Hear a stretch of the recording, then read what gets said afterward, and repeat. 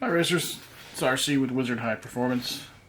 Today we're going to introduce the newest product for sale, the TruSpeed HO controller line. We're now carrying two models. This is the Apex. We're also carrying the MT2.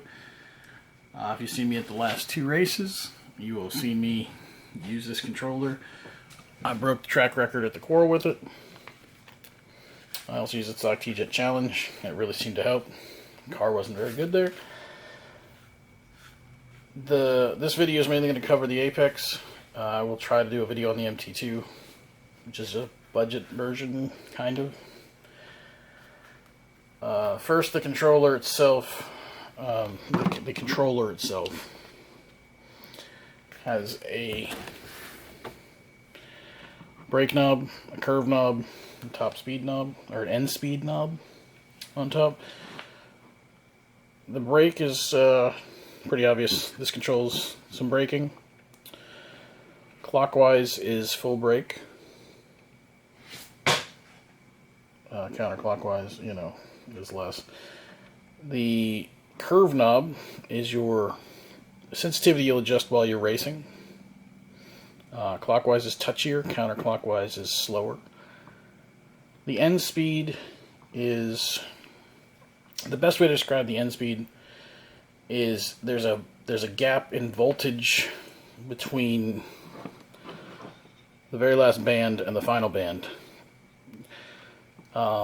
For gravity kind of cars, for slower cars, non-magnet cars, you typically want this to be all the way clockwise. That way there's no jump at the end, because you can get some wheel spin and wheel hop, because you can jump 2 or 3 volts instantly, rather than a gradual pickup. And that's usually where I would run a T-Jet, gravity car, things like that. There are a lot of people who will turn this down and get the last little kick with magnet cars, because then the amount of variance in between bands is a little less, so you're a little more consistent, but you have less throttle control in the mid bands. But if you're racing a car that, like a Neo car that's super fast, where you're really on and off the gas, this could actually be very useful for you in that situation. So counterclockwise for slower cars. Next, there's a little switch here for coast. This just activates the coast. Pretty self-explanatory. There's also a boost button on back. If you choke the controller, you can press the boost button and bypass the choke. There are some minor situations with HO racing where that does come into effect. There's also a curve switch, plus or minus. That just increases your sensitivity, whether your curve is increasing or decreasing on your sensitivity range. That's basically, if you're on minus, it goes a little slower. If you're on plus, it goes a little faster. That's the way most guys are going to understand that. Now, to the Mammoth box. Normally these comes with standard black knobs. We have gotten in some replacement colored knobs, which are very helpful. We've got a few other colors here to show you as well.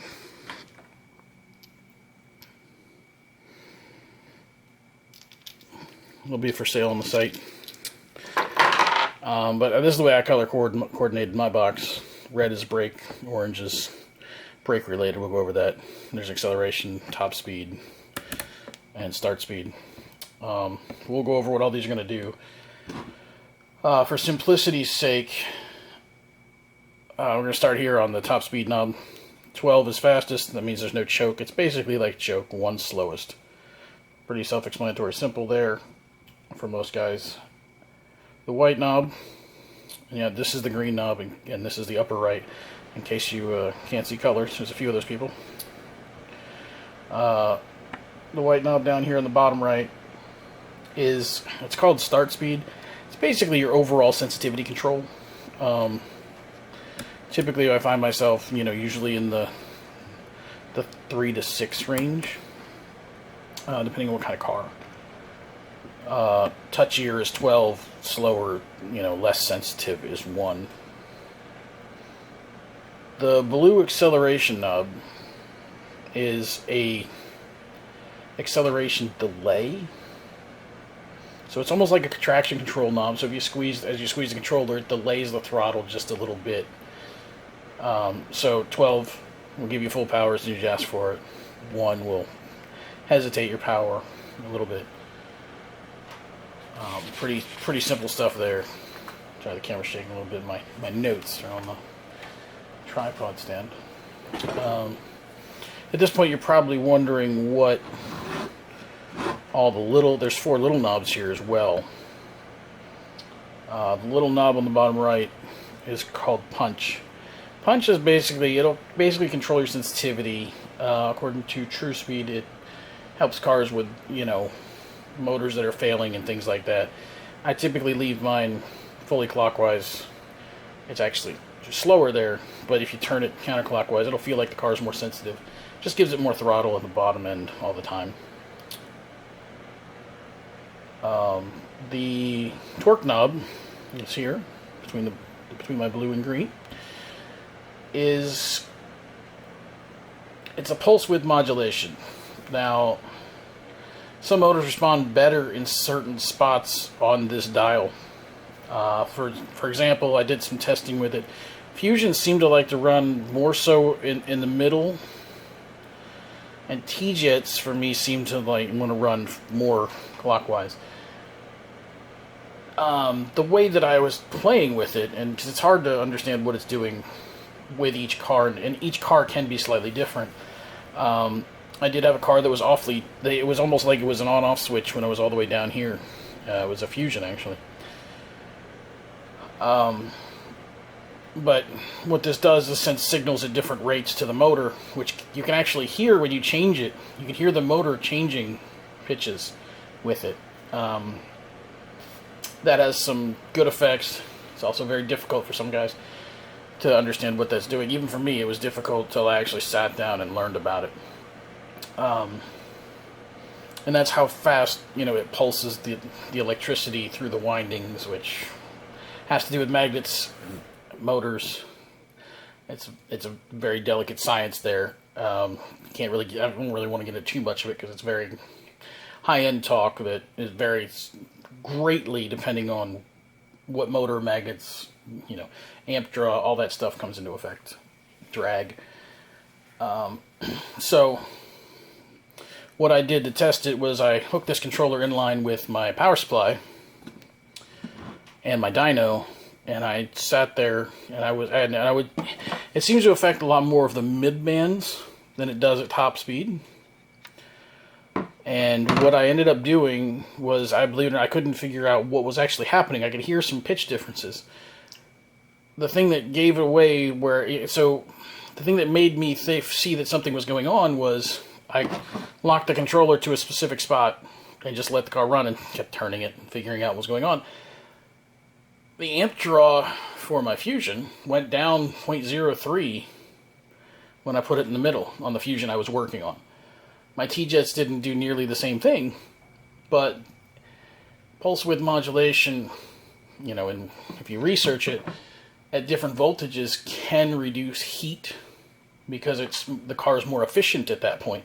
So if you're driving a car, let's say a CM-PM car, and you're driving a lot in the mid-bands, you probably want to set this to wherever you're at in the mid-bands, and it probably will decrease heat. Now, how much? I haven't done any testing with that. I think it is a possibility. Now, how much heat that is, but if you're talking 0.03 amps, that's reducing drag. Obviously, your motor's more efficient. You know, how much that's going to be, you know, that's to be seen. And that, you know, that'll take some testing. Now, to the biggest advantage, got your brake knob on the bottom left here. 1 through 12. 12 is the most brake, 1's the least brake. Pretty self-explanatory there. But this little knob here is your application rate of the brake. So basically, when you have it turned clockwise, it's like you're stomping on the brake. And if I turn it this way, it's easing on the brake. Until it'll still max out the brake amount. It just takes time to get there. So you can drive it more like a real car. Nobody goes 200 miles an hour into a corner and then just stomps on the brake.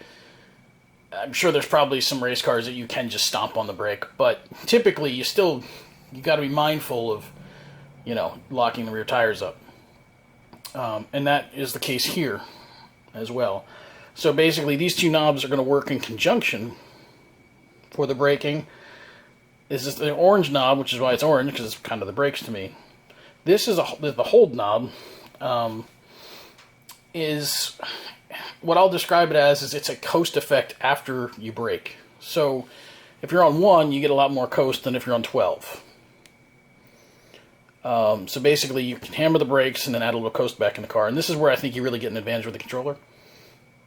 And there's also this knob that goes in conjunction with it, which is your release delay.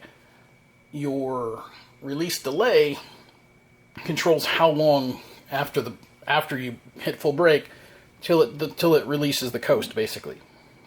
That's the easiest way that I can describe it. Driving with it has been quite insane, because learning how to use it is definitely a learning curve. But I used a lot of maxed out brake the last 2 races, and I've never done that with any other controller I've used. So I think it is giving me an advantage by being able to brake harder, and then the coast kicks in, and so we're not jittering the car with the control, with the trigger, and accidentally going too far and upsetting the car. With T-Jets, I think even with magnet cars, it helps. I've done some magnet car testing with it. It really does seem to smooth out my driving with full brakes. I know there's a lot of guys that don't like the herky-jerky stuff, and I think this really helps solve that. So I like, that's how the controller works to me from all my testing with HO stuff. So I think you can probably get the point. It's really cool. There's a lot of knobs. I wouldn't expect anybody just to jump up and go, oh, I'm 10 times faster with this immediately. It does have a steep learning curve. It's not for the average racer, I would say. I mean, if the average racer likes cool toys and playing with buttons, absolutely, it's probably the best thing for them. Your start speed, I don't know if I really went over that, but yeah, so your start speed is like your sensitivity. I think I went over it, but maybe I didn't. So, you know, yeah, I did go over this. But yeah, so I think, and this is really, I would set this first for where you like the controller to be, and then fine tune it with this, with the knob up here. That would be my initial thing when you start playing. These are the two. I mean, I played with this knob the most when I started, and then I moved on to this. Being able to full brake into a hairpin and then have a little coast afterwards was just quite fascinating. You know, never having it before. So I think that can be a huge advantage. How much of an advantage it is, that's to be seen. You know, like I said, I broke a track record with it, but I can say that I felt more comfortable braking in those zones than I have with any other controller. To me, that's vital, because that's consistency. It might not be a faster 1 lap time, but if I'm faster over 5 minutes, that wins you the race. So, anyway, that is the TruSpeed Apex review. They'll be on sale on our website, wizardho.com. We also have the knobs on there. I'm also going to have 3D printed box. It might be slightly different than this. I actually ran into a track where there wasn't a controller tray. So I'm going to have a box similar to this for sale. It's just 3D printed, but it does, you know, hang, and there will also be, I'm waiting on some taps so I can tap some thumb screws in here so that way this doesn't slide. And then you can set it for, you know, this is a little tight because it's a prototype. And you can set it for whatever width board you want it on. So anyway, oh, I guess the other thing is there are 2 other things that I didn't go over. One is they're replaceable cords, which is nice. They will, ours will come with alligator clips and boots already on. They normally don't come with these, but I know a lot of guys don't want to solder them on. There's also 2 different triggers. There's a short trigger, and this is the long trigger. I prefer the long trigger. Some guys prefer the short trigger. One of the coolest aspects when I first got the controller, though, course, there's a screw under here. You can see it. That screw right there. You can screw or unscrew that to change how strong your spring tension is. Really cool feature. It's awesome. You don't have to, undo springs, find new springs. That was just an awesome feature of the controller as well. I've had really good success with it. I've had no issues with the controller. I've used it for 2 races and some testing here. I'm really happy. The quality's top notch. Hopefully you'll get yours soon, and we'll be getting more in all the time.